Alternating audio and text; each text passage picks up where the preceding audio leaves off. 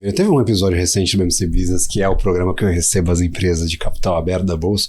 O pessoal ficou torrando o meu saco no chat, falando pergunta dos estúdios, o que eles vão fazer com os estúdios? Eu perguntei dos estúdios e teve uma resposta, pô, a gente vai atrasar o lançamento até quando der, a gente se não conseguir atrasar, a gente vê o que faz.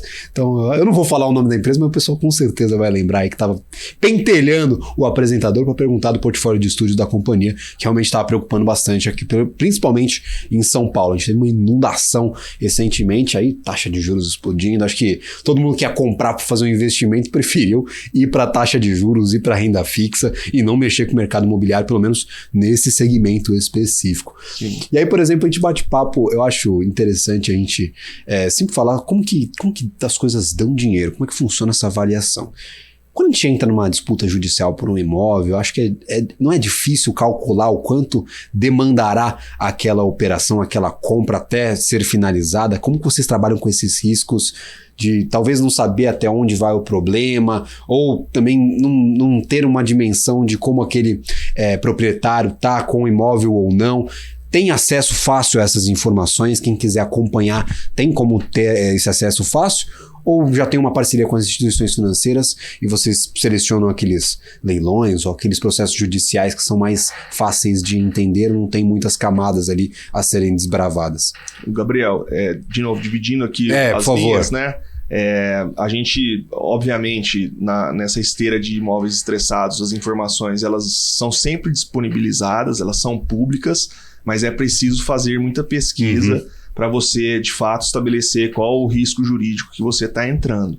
Então, as informações geralmente estão disponíveis nos próprios processos judiciais, no Poder Judiciário, nos editais de ofertas, tanto dos bancos quanto dos leilões judiciais e extrajudiciais. Então, é importante fazer essa investigação em torno desses débitos, como, por exemplo, o IPTU. Então, tem informação disponível na prefeitura, condomínio tem as informações disponíveis nas administradoras, ainda que sejam informações sensíveis. O fato desse imóvel estar sendo ofertado acaba fazendo com que os representantes responsáveis da administradora tenham que passar a informação para que o adquirente possa ter pleno conhecimento do que está sendo tratado. Agora, na linha do programa Em Casa, a gente vem ganhando algumas parcerias importantes. Entendi. Em torno desse produto. Uma delas, recentemente, a gente acabou fazendo uma parceria com o Banco Itaú. Então, hoje, a gente está no guia de renegociação, isso é público, no guia de renegociação dos produtos de crédito imobiliário da instituição financeira, como uma alternativa de resolução, de solução do inadimplemento dessa esteira de consolidação que a gente chama, da esteira de cobrança do banco, onde o cliente proveniente de um crédito imobiliário, ou seja, financiamento ou empréstimo com garantia imobiliária, está ali com algumas parcelas, uma ou algumas parcelas vencidas, acabam tendo essa opção de se reorganizar financeiramente usando a nossa solução. Entendi. Então, estou com uma dívida com o banco, especificamente o Itaú. Ele vai me apresentar várias alternativas para solucionar o meu problema, para amortizar um pouco ali aquela dívida. Eu posso jogar para frente, eu posso antecipar uma parcela. Então, e aí, ali no meio desses produtos vai ter também a opção de vender e locar um imóvel que você está instalado, no caso, fornecida por vocês. Exatamente. Entendi. E aí, por exemplo, há essa parceria, a intenção de fazer essa parceria com outras instituições financeiras. Como que essas empresas, esses grandes bancos estão recebendo a alternativa que hoje vocês estão ofertando? O ponto principal da questão é tornar a experiência do cliente, deles inclusive, a melhor, ainda que seja para resolver um problema. Acho que nós estamos na era aqui da experiência do usuário, de como esse usuário se comporta, como esse cliente se comporta perante a marca, perante a empresa.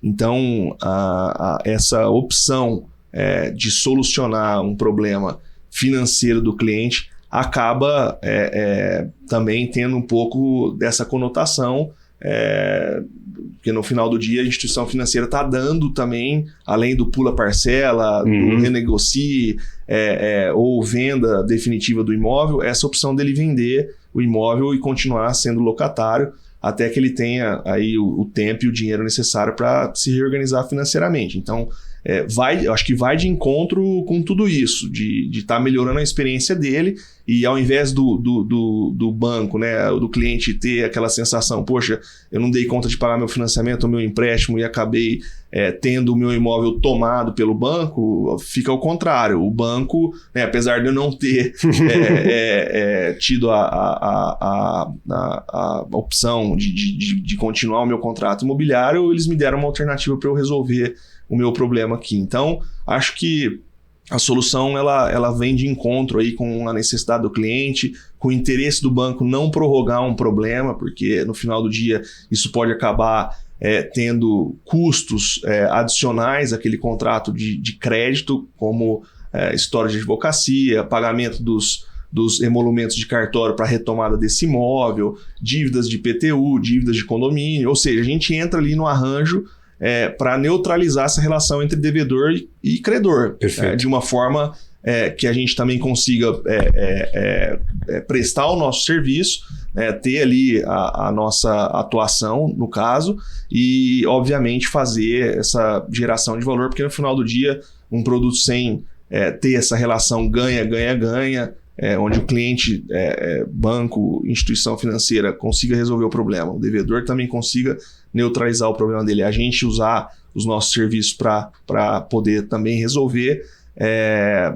a gente acaba tendo aí um produto vencedor. Aquele negócio, né? Ninguém quer ter o seu imóvel leiloado, tomado, e o banco também não quer seu imóvel. O banco não é imobiliário, ele quer o dinheiro de volta, que você pague os seus juros. Então, solucionando o problema para as duas pontas, não vejo como uma solução mal recebida, tanto por uma, tanto por outro agente ali.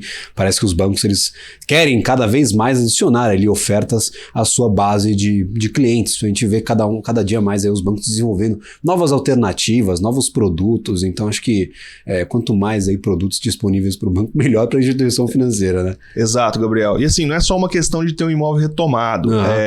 A gente viu nos últimos tempos também que o imóvel, muitas vezes, com a valorização dele nos últimos tempos, ele pode ter, o cliente pode ter apurado mais retorno com a valorização do imóvel com o seu próprio trabalho.